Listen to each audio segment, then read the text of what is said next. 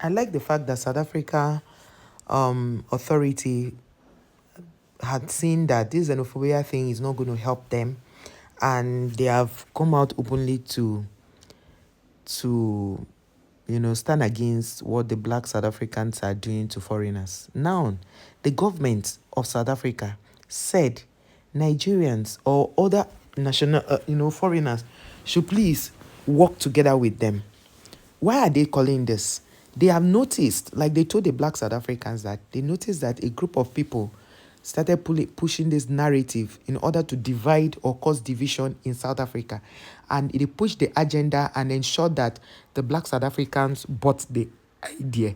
In buying that idea, it made them to lose so much, because after they did that and pushed that narrative that, oh, Nigerians, especially Nigerians, their own is, when they talk about foreigners, they forget that every other person from other countries is a foreigner in South Africa. They put their eyes on Nigerians.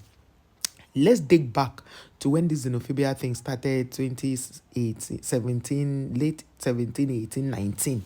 You saw how a lot of Nigerians came back. They brought them back and all of that. But what happened? They had shortage in manpower, like skilled labor. We are not talking about unskilled, skilled labor. They had shortage. You know why? Most South Africans, black South Africans, are not skilled. Most of them are not skilled. So they need these foreigners to be able to do certain jobs. When I say skilled, people who are professionals, most of them are not. Most of them are just, they do the other jobs.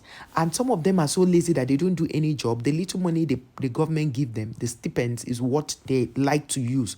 So that went on and on. So now the officials came out to say, please, that they are begging black South Africans that they should end this xenophobia nonsense.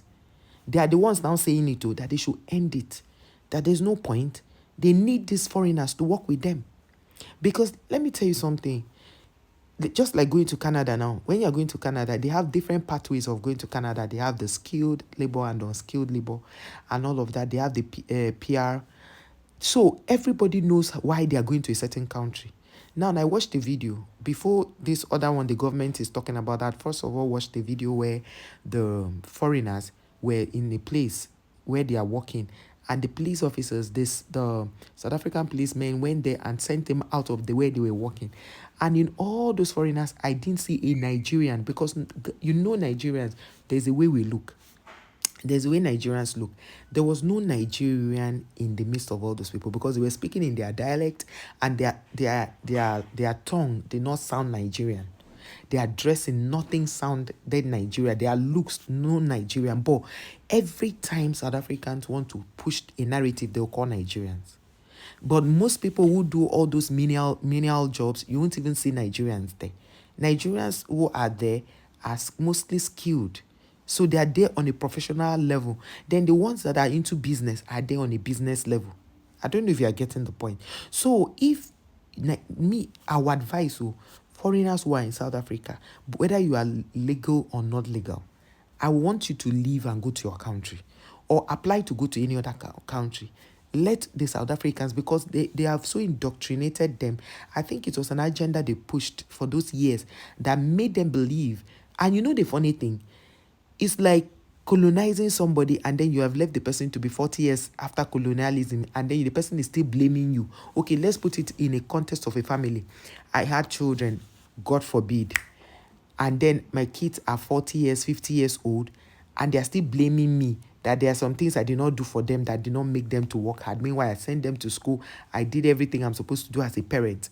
So colonization, I used to paint it in the scenario of a family.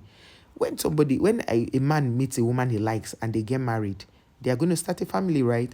When the woman gets pregnant, she's going to give birth to a child, and the parents are responsible for that child until that child can now stand on his own or her own and now become and face the society. The parents had groomed you on how to live your life, how to navigate life, and sent you to school for the teachers also to do their part. And your parents also exchanged money for the knowledge you got, except for places where they have free education.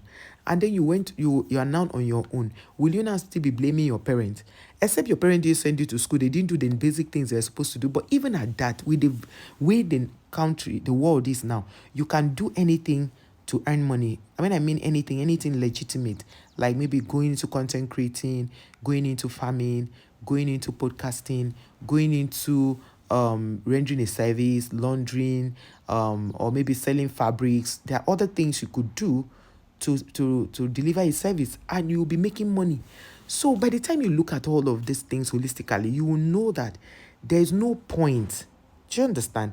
There is no point having to blame people for your misfortune. So you cannot say that Nigerians, who are not even up to half of South Africans, are the reason why you don't get jobs, or the foreigners are the reason you don't get jobs. Because right now your government is saying that if nationals leave, that foreign nationals leave, or they don't get these jobs, and they call the South Africans to come and do the job, they are lazy, they don't want to do the job.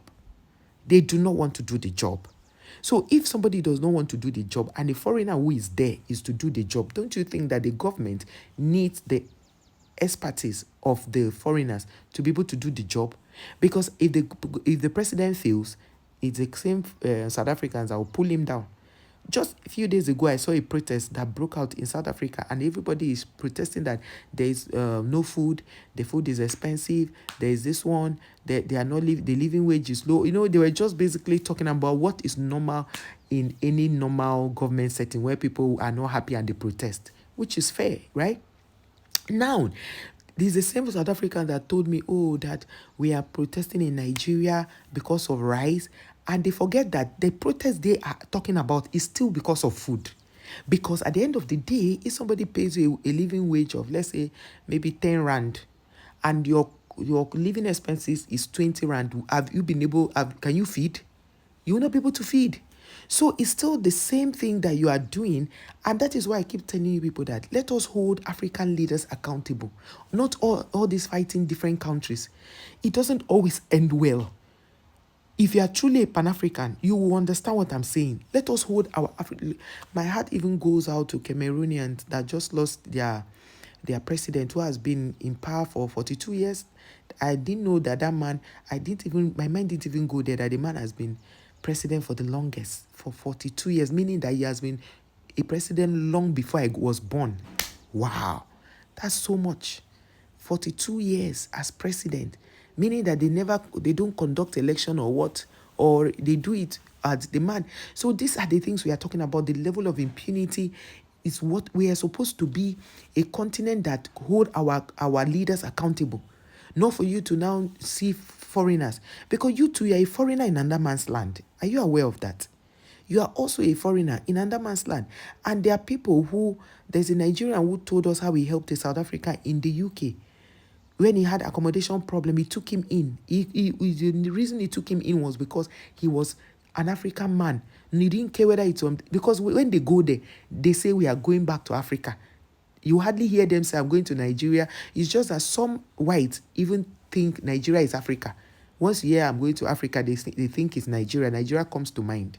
So in all of this, you should understand that the war here is not against ourselves as blacks. It is against bad governance. Because there's no African country except for Mali, Burkina Faso that just got new leadership, and I hear that their government is doing well. And that's military. When military took over through coup, that's what they are doing well, right? Then in the other ones who are civilian, who somebody is supposed to say, okay, it's democratic government, they are being, they are busy pursuing shadows, they are doing nothing. So those are the things we as citizens, because we have nothing to lose. This government keep, embezzling monies and taking to their coffers and eating and living large, paying stipends to professionals. And at the end of the day, if we are not able to hold our African leaders accountable, they will not be able to represent us in the Committee of Nations. They will not be able to stand to defend the continent Africa. Look at ECOWAS. See the way ECOWAS is. Have they been able to reconcile the people that broke out from ECOWAS? No. They've not been able to do that. These are the things we Africans are supposed to be talking about. Not South African did this, Nigerian did this, Zimbabwe slapped me, Ghana slapped me, this one, that. No, that's too childish. If you ask me, it's too childish. So we should stand up and hold our leaders accountable. All this back and forth is not going to help us.